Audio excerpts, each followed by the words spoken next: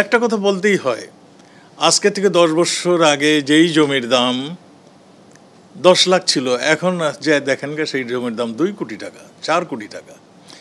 এইরকমভাবে সম্পদের বহুগুণ বৃদ্ধি হয়ে গেছে সম্পদের মূল্য। অনেক কিছু হতে পারে, সেই জন্যই যার বিরুদ্ধে অভিযোগ আসছে তাকে এসে তার উত্তর দিতে হবে, এবং সে যদি মানে তার ব্যাখ্যা দিতে পারে তাহলে তো আপনাদের এই প্রশ্নগুলি সবই মিটমাট হয়ে যায়।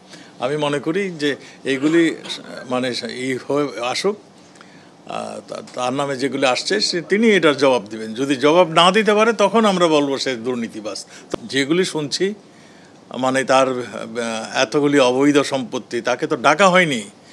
তাকে ডাকা হলে তো আমরা বুঝতে পারবো তার নিশ্চয়ই তার কোনো এক্সপ্লানেশন আছে, নিশ্চয়ই তার আয়ের কোনো সোর্স আছে, না হলে সেই বা এরকম অপকর্ম করবে।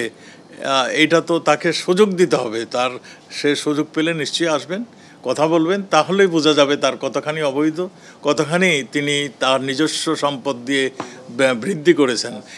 আপনি যেগুলি বলছেন, এখন পর্যন্ত কোনো মামলার ওয়ারেন্ট কপি, কোনো রায় কিন্তু আমরা এখনও আমাদের কাছে পৌঁছেনি। এখনও আমি যতটুকু জানি অনুমান ভিত্তিক মানে চলছে, কথাবার্তা চলছে।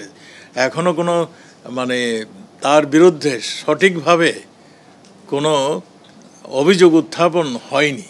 তখন সে বলবো যে তিনি অবৈধ সম্পদ অর্জন করেছেন। এর আগে বোধহয় বলার মানে সময় আসেনি। Thank you. 2 কোটি টাকা পেয়েছেন একজন সামান্য একজন কর্মকর্তা, তাহলে সে তো এটার হিসাব দিবেন কেমনে? সে এখন তো হিসাব দিতে হবে তিনি এই টাকা এটা পেয়েছেন, তার থেকে ট্যাক্স এটা কেটে রেখেছে। নিশ্চয়ই যাদের নামে অভিযোগগুলি আসছে তাদের কিছু বলার আছে, তারা বলার পরেই আমরা বলতে পারবো সে দুর্নীতি করেছে। আমি তো বললাম, এক ব্যক্তির একটা ফ্ল্যাট থাকতে পারে, ফ্ল্যাটটা সে কিনছে 10 লাখ দিয়ে, এখন 2 কোটি টাকা হয়ে গিয়েছে।